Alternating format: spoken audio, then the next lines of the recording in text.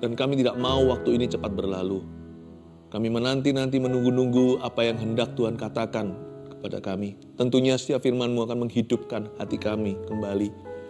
Mereka yang hatinya sudah pingsan atau mati, yang kasihnya sudah pergi, Engkau akan bawa kembali. Setiap keluarga satu bersama dalam hadirat Allah.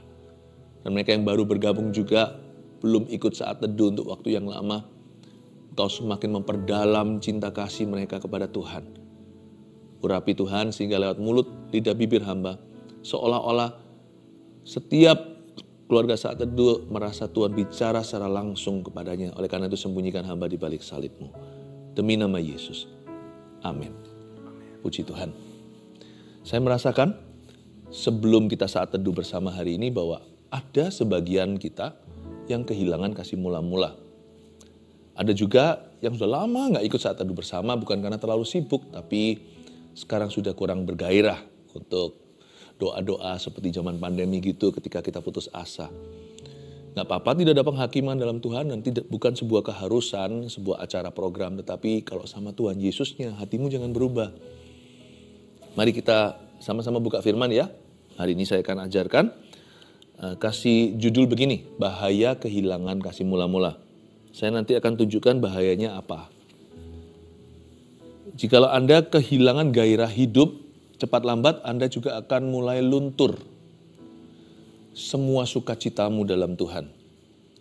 Kalau Anda kehilangan gairah, berikutnya yang hilang adalah tujuan. Kita jadi orang yang gagal fokus dan sudah tidak bisa konsentrasi. Apapun yang kita kerjakan, sudah tidak single-minded. Pikirannya udah gak ke sana. Karena hatinya gak bergairah. Sehingga nanti itu akan mempengaruhi juga performa kita. Bukan hanya pelayanan, pekerjaan, segala sesuatu yang kita lakukan dalam kehidupan. Bermula dari ketika kita sudah mulai kehilangan semangat. Akhirnya segala sesuatu tidak kita persiapkan. Udah gak dipikirin begitu. Udah tidak diprioritaskan. Hati-hati ya. Semua kemerosotan, semua yang melorot dari tempat semula, itu terjadinya pelan-pelan. Coba kita akan melihat satu cerita. Ini surat Yohanes kepada salah satu gereja. Tuhan suruh dia menulis wahyu. Surat ini adalah kepada satu gereja yang ternama zaman dulu, yaitu gereja Efesus. Wahyu pasal 2, ayat 1 sampai ayat yang ke-7. Ayat per ayat saya bahas. Nanti saya berhenti dari waktu ke waktu. Tuliskanlah kepada malaikat jemaat di Efesus. Inilah firman dari Dia yang memegang ketujuh bintang itu di tangan kanannya dan berjalan di antara ketujuh kaki dian emas itu. Gereja Efesus adalah gereja yang sangat luar biasa, jemaatnya berapi-api. Apalagi awal mula ketika dirintis oleh Rasul Paulus. Mereka itu mengalami kepenuhan Roh Kudus dan karunia demi karunia. Mereka sungguh-sungguh jalan dengan Kristus. Tidak heran di ayat pertama Tuhan nostalgia. Mengingatkan mereka bahwa Dialah yang berjalan di antara ketujuh kaki dian emas itu. Ketujuh kaki dian emas ini adalah 7 gereja. Tuhan yang berjalan dengan kita. Kalau kita itu mengasihi Tuhan, jalan kita dengan Tuhan itu akan akrab. Tuhan ingatkan mereka, jemaat, dulu kalian tuh jalan sama aku loh. Tuhan tuh ingatkan para hamba-hamba Tuhan di Efesus yang sekarang sudah kehilangan kasih mula-mula. Dulu kalian semua itu akrab dengan saya, bersekutu erat dengan Tuhan. Dekat itu, sering bicara kepada Tuhan. Sekarang lebih banyak bicara tentang Tuhan. Lebih sedikit bicara kepada Tuhannya. Lebih banyak cerita tentang Tuhan kepada sesama. Tapi berbincang-bincang dengan Tuhan sendirian di ruang doa sudah semakin jarang. Tuhan ingatkan mereka, aku masih Tuhan yang sama yang berjalan di antara ketujuh kaki dian emas. Aku adalah Yesus yang sama yang jalan dengan jemaat. Tapi kenapa sekarang kamu menjauhi aku? Kenapa tidak lagi kau gandeng tanganku? Kenapa sudah pasang jarak, berjarak dengan Tuhan? Tuhan ada di depan. Kita sekarang berada 10 langkah di belakang. Udah gak sungguh-sungguh ikut Yesus. Yang penting pokoknya Yesus kelihatan lah, aku masih Kristen gitu. Tapi sudah tidak lagi mengejar Tuhan. Memang Tuhan gak lari sih, Tuhan gak pergi kemana-mana, kenapa harus dikejar. Mengejar itu artinya seperti orang kalau pacaran gitu itu kan dekat ya, padahal banyak sekali space. Tapi mereka itu selalu dempet-dempet. Kenapa kamu gak begitu lagi dengan aku, kata Tuhan Yesus. Aku tetap adalah juru selamat yang berjalan di antara ketujuh kaki tiang emas. Apakah engkau sudah tidak butuh firman-Ku? Sekarang lewat telepon aja boleh, jawabannya singkat. Kalau dulu harus tatap mata, harus muka dengan muka. Sekarang titip doa, doakan aku ya. Tapi dia sendiri gak mau masuk ke hadirat Allah. Ayat 2, aku tahu segala pekerjaanmu, baik jeripayamu maupun ketekunanmu. Aku tahu bahwa engkau tidak dapat sabar terhadap orang-orang yang jahat, bahwa engkau telah mencobai mereka yang menyebut dirinya rasul. Tetapi yang sebenarnya enggak demikian, bahwa engkau telah mendapati mereka pendusta. Ayat 2, Yesus mengakui bahwa pelayanan mereka masih bagus. Nah celakanya kan begini, waktu kita kehilangan kasih mula-mula, skillnya masih ada. Justru di level mahir itu saat yang berbahaya untuk kita kehilangan kasih mula-mula. Ketika seseorang belum bisa apa-apa, dia bergantung dengan Tuhan. Ketika dia masih pas-pasan imannya, dia cari Tuhan. Ketika dia belum bagus ministrinya, belum besar, maka dia betul-betul ngotot gitu kalau berdoa minta dipakai Tuhan secara luar biasa. Tapi ketika pekerjaannya mulai baik, aku tahu segala pekerjaanmu, baik jeripayamu maupun ketekunanmu. Waktu kita mulai mahir, lama-lama jadi profesional. Jadi biasa. Misalnya yang pintar khotbah. Gampang. Sudah tahu bagaimana menyusun sebuah pesan. Poin-poinnya sudah disiapkan. Tapi kamu kehilangan kasih mula-mula. Aku tahu pekerjaanmu, aku tahu pelayananmu masih baik. Dan tetap memuliakan Tuhan. Celakanya kan begitu. Ini yang saya sebut sebagai Kristen yang sudah expert. Orang Kristen yang sudah mahir. Tapi Tuhan itu melihat hati. Tuhan gak hanya lihat ministry. Dan kadang-kadang kita juga yang bekerja di marketplace, kita kira pokoknya kita memberi persembahan sama Tuhan. Semacam sogoan. Tuhan sih gak kepingin itu. Sebab Tuhan tidak membutuhkan uangmu dan uangku. Tuhan bisa gerakkan orang lain. Tuhan yang bisa memakai keledai di perjanjian lama. Tuhan juga bisa memakai orang siapapun juga, orang jahat sekalipun. Untuk membangun, untuk mendanai kerajaan sorga. Tuhan bisa memindahkan harta orang fasik ke orang benar kok. Harta bangsa-bangsa, harta tersembunyi dari pulau-pulau dipindah. Bukan itu iya, itu berkenan kepada Allah kalau dipersembahkan secara tulus. Jadi kalau kita teruskan sesuatu dari hati yang tulus kepada Yesus, itu diterima sebagai persembahan yang harum. Tapi yang Tuhan inginkan adalah Anda, you. Kita kira pokoknya begini, gak apa-apa. Pokoknya sekarang aku jadi orang Kristen biasa-biasa. Aku tahu persembahanmu. Aku tahu talenta yang kamu persembahkan. Aku tahu programmu, aku tahu ini itu. Aku tahu kamu masih Kristen. Kamu masih sumbangsi. Kamu tetap kontribusi. Tapi ini yang menjadi keluhan Tuhan. Namun nak, kamu tidak segenap hati. Because only I can see. Karena Tuhan yang melihat hati, hanya Tuhan yang bisa melihat itu. Kamu tidak sungguh-sungguh lagi seperti dulu. Tuhan itu seperti, kenapa ya? Kenapa kamu bosan sama aku? Apakah aku itu membosankan? Apakah aku itu memberatkan kamu? Perjanjian lama ada itu keluhan Tuhan. Seorang nabi mencatatnya. Apakah aku itu membebani kamu dengan korban-korban yang kusuruh kamu berikan? Tidak, kamu tidak memberikan persembahan korban bakaran ya Kak, tapi kamu berati aku dengan dosamu. Kasih mula-mula. Bahkan mereka bisa mencobai orang-orang yang ngaku-ngaku dirinya sebagai rasul. Discernment-nya ada, hikmatnya masih di sana. Pengetahuan apalagi malah bertambah. Tapi hatinya udah jauh sih. Dan engkau tetap sabar menderita oleh karena nama aku, ayat 3, dan engkau tidak mengenal lelah. Namun demikian, ayat 4, aku mencela engkau. Karena engkau telah meninggalkan kasihmu yang semula. Namun demikian garis bawah. Tuhan berkata but dengan BUT huruf besar tetapi. Tuhan berkata, tapi aku tahu, I know. Tapi gimana pun juga gak bisa disangkali. Aku yang maha tahu bisa melihat hatimu. Kamu gak cinta aku. Kamu lakukan itu dengan motivasi yang berbeda sekarang. Misalnya kalau kita sudah kurang melayani atau kita kurang setor muka misalnya. Atau kita tidak berbuat baik gitu. Nanti orang lain mikir apa? Jadi kita lebih peduli dengan apa kata dunia. Apa yang dulu bermula dari kesungguhan dan air mata, sekarang menjadi showmanship atau menjadi menjadi pencitraan.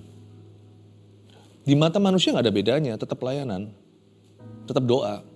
Tapi di mata Tuhan, Tuhan bisa melihat motivasi, Tuhan bisa memisah-misahkan. Mata Tuhan itu lebih tajam dari MRI, dari mesin scan itu, scan body. Namun demikian itu adalah keluhan Tuhan. Tapi aku mencela engkau. Kata mencela di sini bukan menghukum. Kata mencela di sini artinya aku mengeluhkan. Seperti seorang kekasih mengeluhkan pasangannya yang udah kurang cinta. Dia berkata, come on honey, you don't love me like you used to. Kamu sudah tidak mencintai aku, tidak sayang sama aku seperti dulu.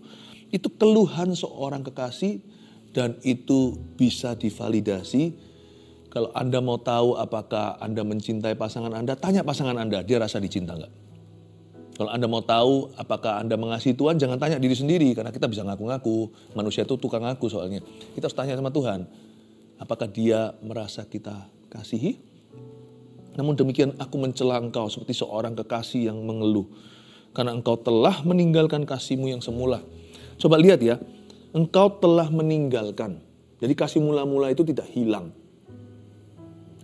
Hilang itu lenyap, meninggalkan itu sengaja. Ada kesengajaan di dalamnya, misalnya ini gadget, biasanya saya bacakan kesaksian.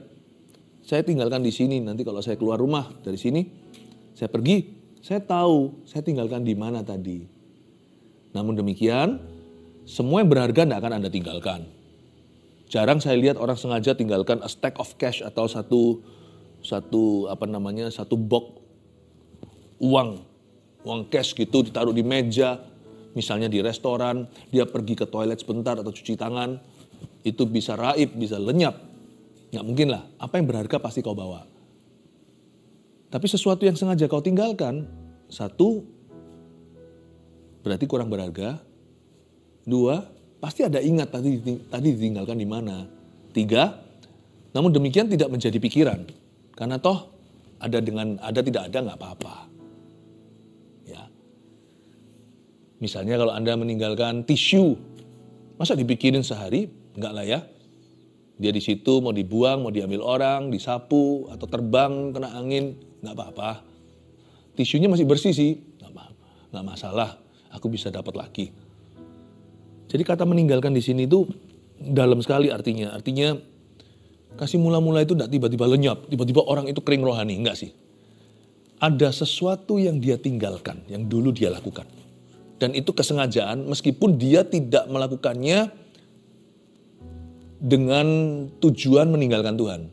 Tapi dia mulai kendor di sana. Biasanya apa dulu tandanya orang yang hilang kasih mula-mula? Kehidupan doanya berubah. Yang namanya kasih mula-mula itu hilangnya gradually atau secara pelan-pelan. Erosi itu nggak langsung, itu namanya gempa bumi. Erosi itu perlahan-lahan. Lalu longsorlah dia. Kasih mula-mula itu we are losing our first love gradually, bahasa Inggrisnya, atau step by step. Selalu gitu. Dan selalu kasih mula-mula itu hilang di dalam dulu sebelum nampak di luar. Misalnya kehidupan doa kita mulai kompromi. Dulu kita rajin cari Tuhan. Kita doa bukan supaya kita masuk surga. Kita doa karena kita merindukannya. Waktu kita baca Alkitab karena kita kepingin dengar suara Allah. Karena ini kan ini adalah surat cintanya. Perjanjian baru, perjanjian lama. Tapi waktu itu mulai digeser. Lama-lama nanti akan kelihatan. Kelihatan di dalam aktivitasnya. Apa yang terjadi di alam rohani, apa yang digeser di situ akan lambat laun. Pasti lambat laun, cepat lambat pasti akan ada sesuatu yang bergeser di alam nyata. Misalnya, Saya mulai bolong-bolong berdoa. Saya sudah tidak prioritaskan bertemu dengan Tuhan. Saya lebih banyak bergaul dengan kawan-kawan. Itu pun berkat dari Allah. Tapi ketika berkat sudah menggantikan sang pemberi berkat dalam hidup saya lebih menikmati berkatnya daripada the source atau sumber berkat itu sendiri. Waktu yang ada pun untuk dia pun kukorbankan demi supaya saya bersenang-senang dengan rekan-rekan. Misalnya, kalau saya mulai menggeser sesuatu yang antara saya dengan Tuhan di hidup saya, cepat lambat mungkin akan kelihatan. Contohnya, nanti waktu di gereja kita dengar firman, dulu kita itu mencatat karena kita sungguh-sungguh haus. Tapi waktu akarnya bermasalah, kehidupan doa pribadi kita sudah bergoncang, sudah bergeser dan bergoyang. Coba lihat ya, sekarang kita dengar firman juga sudah nggak konsentrasi, malah justru terus lihat jamnya, kapan selesai ini. Apa yang terjadi di dalammu, cepat lambat akan manifestasi. Pasti akan manifestasi keluar. Kalau dulu memuji Tuhan itu bisa sampai nangis, bukan berarti kita kalau nyanyi itu harus sampai nangis-nangis yang nggak tentu, setiap orang ekspresinya beda. Tapi sekarang, setiap kali kita memuji sudah hambar. Dan setiap kali kita menerima pesan Tuhan, kalau dulu kita semua telan, lalu kita berusaha terapkan ngerti nggak ngerti, sekarang kita kritiki satu persatu. Kita salah fokusnya bukan pada pesan Tuhan, pada pembicaranya. Lihat ya, ketika sesuatu di dalammu bergeser, akan ada manifestasinya. Kalau itu hanya sampai taraf di gereja aja kita berubah, respon hati, reaksi, masih nggak apa-apa. Nggak berhenti di sana. Itu akan diteruskan. Lama-lama roh duniawi mulai menguasai. Kalau kita sudah lost sama Tuhan, ini kan harus diisi dengan sesuatu. Pasti kalau dunia jiwa dan dunia roh sudah tidak lagi menjadi segala-galanya, kita pasti kedagingan dan mengisinya dengan sesuatu yang memuaskan hawa nafsu. 100% itu. Ketika kasih itu mulai berkurang, saya yakin dosa akan mengisi dan bertambah. Nggak bisa nggak. Kita nggak bisa melayani dua Tuhan. Ketika kita tinggalkan satu Tuhan, Tuhan yang lainnya tidak diundang, pasti akan masuk dalam hidupmu. Makanya kehilangan kasih mula-mula itu lebih bahaya daripada yang kita kira. Terjadinya pelan-pelan. Tapi sekali kita merosot, susah lagi merangkak. Susah lagi kita itu untuk mendaki. Tahu-tahu kita sudah berada di bawah. Kita sudah jatuh. Dan ketika kita sadari, hidup kita sudah diisi dengan berbagai macam sampah. Awal mulanya sih nggak ada niat dosa. Tapi karena kehilangan kasih mula-mula, kita nggak berdaya terhadap dosa. Sehingga mau nggak mau dosa bertambah-tambah. Ginilah kalkulasi atau matematika. Tuhan berkurang, setan bertambah. Tuhan bertambah, dosa berkurang dalam hidupmu. Udah pasti itu. Namun demikian aku mencela engkau, ayat 4, karena engkau telah meninggalkan kasihmu yang semula. Sebab itu ingatlah betapa dalamnya engkau telah jatuh. Wow. Bertobatlah dan lakukanlah lagi apa yang semula engkau lakukan. Jika tidak demikian, aku akan datang kepadamu dan aku akan mengambil kaki dianmu dari tempatnya jikalau engkau tidak bertobat. Di ayat 5 dikatakan, Tuhan berkata gini, sadari betapa dalamnya engkau sudah jatuh. Kapan kita jatuh? Orang itu jatuh ketika dia berbuat dosa. Betul ya? Misalnya dia selingkuh. Kapan dia selingkuh? Bulan lalu. Tapi saya nggak yakin dia mulai berdosa itu bulan lalu. Dia pasti merintis jalannya menuju selingkuh. Teman tapi mesra dulu. Tapi sebelum itu bahkan lebih purbakala, lebih primitif lagi adalah dia meninggalkan Tuhan di hati suatu hari dulu. Jadi bisa jadi jatuhnya bulan lalu. Dia selingkuh. Tapi 3 tahun terakhir ini dia sudah hidup di luar kasih. Bukan di luar, dia sudah mulai kehilangan kasih mula-mulanya. Anda bisa baca trennya. Ketika orang mulai kehilangan kasih mula-mula, komplikasinya itu entah apa. Tergantung 7 roh lebih jahat nanti akan tuntun kemana. Sebagian ke perselingkuhan, ada yang ke kepahitan, ada yang menjadi materialistis, ada juga yang berakhir dalam kemunafikan, kekerasan, atau kehilangan makna hidup, lalu stres sendiri sampai depresi. Tapi sebenarnya Anda tidak bisa tentukan bahwa orang itu jatuh saat dia jatuh. Tapi orang itu sudah jatuh sebelum dia jatuh. Paham ya? Coba renungkan. Orang itu sudah jatuh sebelum dia jatuh bulan lalu. Sebenarnya di mata Tuhan, Tuhan tahu dia sudah jatuh 3 tahun yang lalu. Ketika apa? Ketika dia mulai menggeser Tuhan dan perkara-perkara Tuhan dalam hidupnya. Ketika dia mulai kehilangan kasih mula-mula 3 tahun silam. Dia belum jatuh, belum berani melangkah ke situ, belum sampai murtad, belum tega meninggalkan Tuhan. Tetapi kasih mula-mulanya sudah menunjukkan grafik ke bawah. Tinggal tunggu waktu karena itu adalah bom waktu. Memang dia jatuhnya bulan lalu. Jatuh sungguhan. Tapi dia jatuh di dalam hatinya. Dalam hubungannya dengan Tuhan. Sudah 3 tahun sebelumnya. Semoga ilustrasi ini atau memberi Anda gambaran bahwa kehilangan kasih mula-mula itu lebih beresiko daripada yang kita kira. Karena kasih mula-mula bukan feeling, tapi komitmen kepada Tuhan. Yang datang dengan semua feeling yang berbeda-beda. Komitmen dengan Tuhan itu suka duka. Jadi sekarang masuk akal waktu kita baca ayat 5. Sebab itu ingatlah betapa dalamnya engkau telah jatuh. Tuhan bukan berkata, kamu akan jatuh loh ya. Tidak, baca lagi. Sebab itu ingatlah betapa dalamnya engkau telah. Past tense sudah lalu. Tuhan berkata, kamu sudah jatuh. Padahal gereja Efesus di ayat 2 masih pelayanan, masih bisa menguji rasul palsu, masih bisa menderita oleh karena namaku, masih bisa melakukan kehendak Tuhan tanpa mengenal lelah. Tapi hatinya sudah gak passionate, udah gak bergairah. Ada loh orang yang kehilangan gairah dalam pekerjaannya. Sadarkah Anda? Dia masih bekerja. Dia masih semua jalankan tugas-tugasnya. Job deskripsinya dipenuhkan. Bahkan yang namanya assignment tugas-tugasnya itu tidak pernah terlambat. Selalu tepat waktu. Tapi dia sudah kehilangan passion di situ. Sudah kehilangan gairah. Saya berdoa supaya Anda menemukan gairah hidup Anda lagi. Bukan hanya dalam doa, dalam kerja, dalam keluarga Anda, dalam setiap tugas Anda sehari-hari.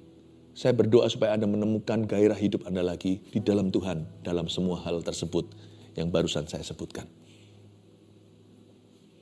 Tuhan berkata, kamu telah jatuh, bukan akan. Kalau kamu tidak segera kembali kepada kasih mula-mula, cepat lambat kamu jatuh sungguhan. Bertobatlah dan lakukanlah lagi apa yang semula engkau lakukan. Tuhan tidak mengatakan, tidak berbicara kepada mereka seolah-olah, ups, kilaf, aduh, gak tahu. Di mana aku kehilangan kasih mula-mula itu? Mereka tidak kehilangan kasih mula-mula. Mereka meninggalkan kasih mula-mula itu. Karena itu Tuhan sangat smart. Tuhan bijaksana ketika berkata, bukan hanya bertobatlah, berbalik arah, tapi lakukanlah lagi apa yang semula engkau lakukan. Nostalgia, ingat lagi, satu-satunya hal yang Anda boleh menoleh ke belakang untuk mengingatnya adalah kasih mula-mula. Ingat nggak dulu pertama kali melayani Yesus seperti apa sikap hatinya? Dulu pertama kali join saat teduh bersama contohnya. Gimana kita menunggu-nunggu untuk mendengar suara Allah. Atau ketika kita saat teduh pribadi di rumah, tiap pagi itu seperti aku itu mau minta tuntunan Tuhan.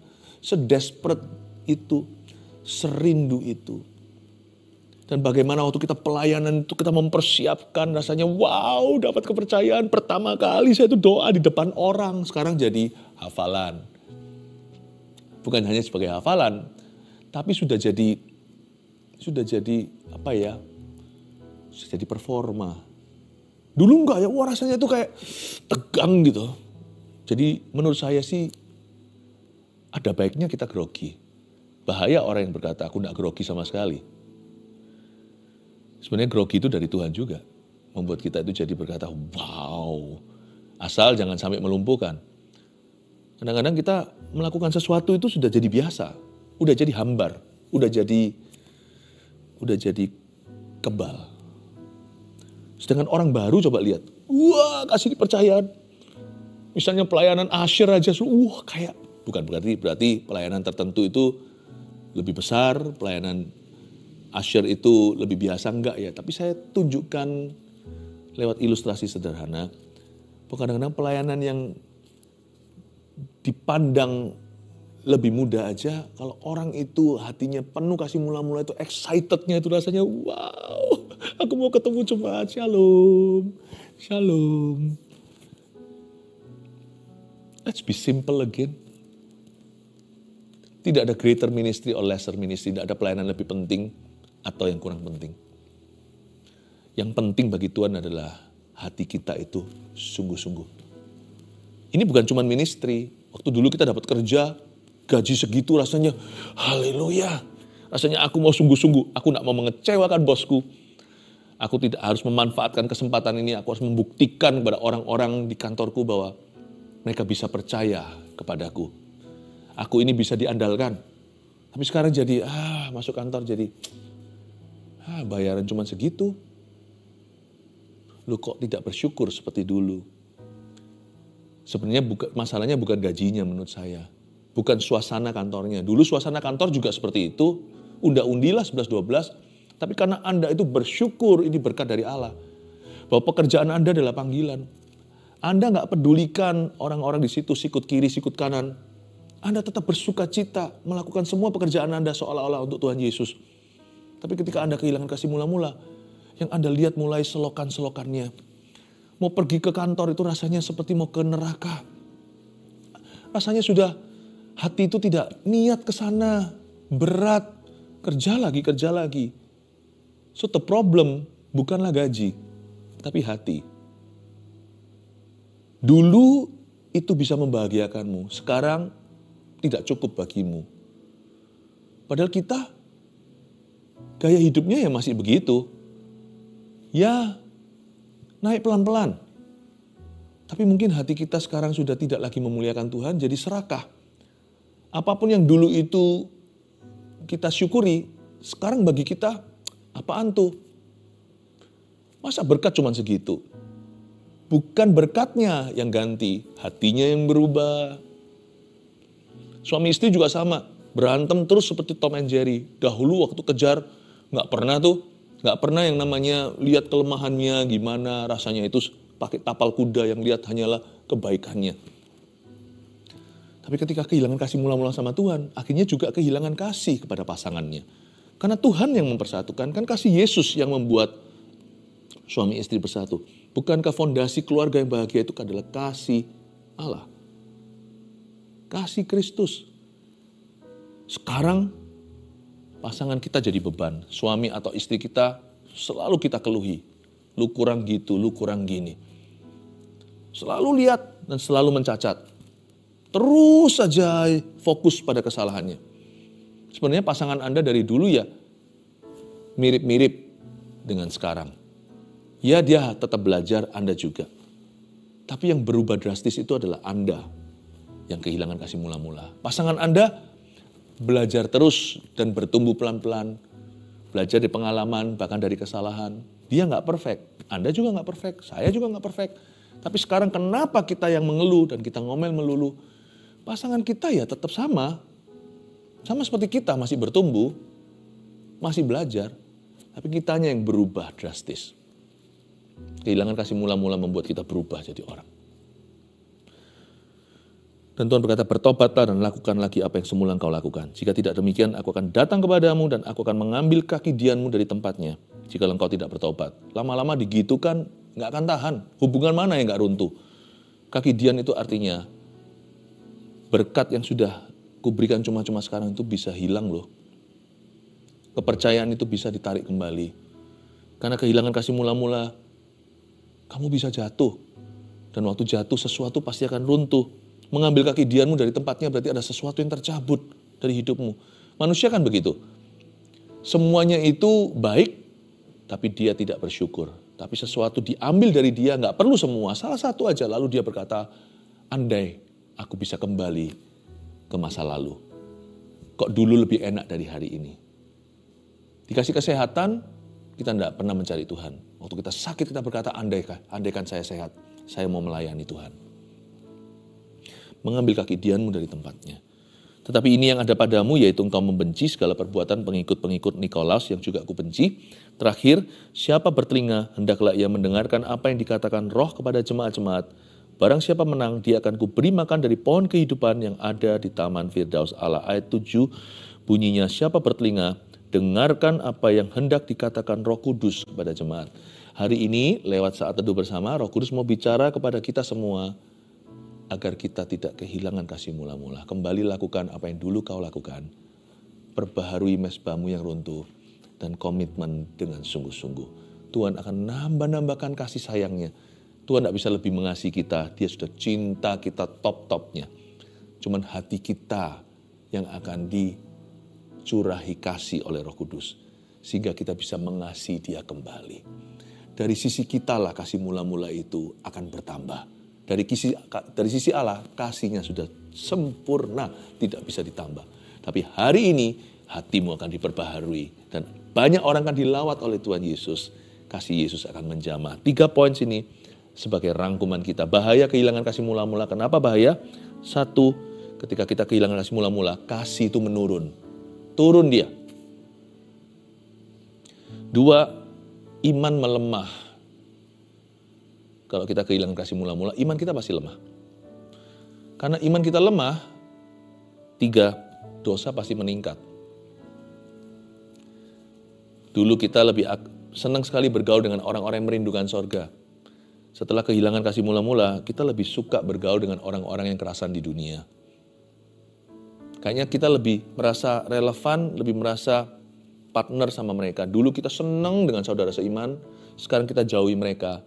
Kita rasa lebih one page atau satu halaman dengan orang-orang fasik di luar sana. Make sense, masuk akal. Semuanya yang mereka lakukan lebih masuk akal, lebih bisa diterima daripada orang-orang Kristen yang dahulu membuatmu berapi-api. Dosa waktu meningkat, kitanya yang berubah. Bahaya kehilangan kasih mula-mula, mari kita kembali kepada Tuhan. Dan kalau kita yang sekarang tetap bersama dengan Yesus, jangan kehilangan kasih mula-mula ya. Jangan tinggalkan kasihmu pada Yesus untuk apapun yang dunia bisa tawarkan. Mari kita mengangkat tangan kita, terimalah berkat dari Allah Bapa. Kasih mula-mula dalam hatimu karena kasih setia Yesus. Pengurapan dari Allah Roh Kudus membuat hatimu berapi-api dan bersemangat lagi mengikut Tuhan seumur hidupmu. Dalam nama Yesus, amin.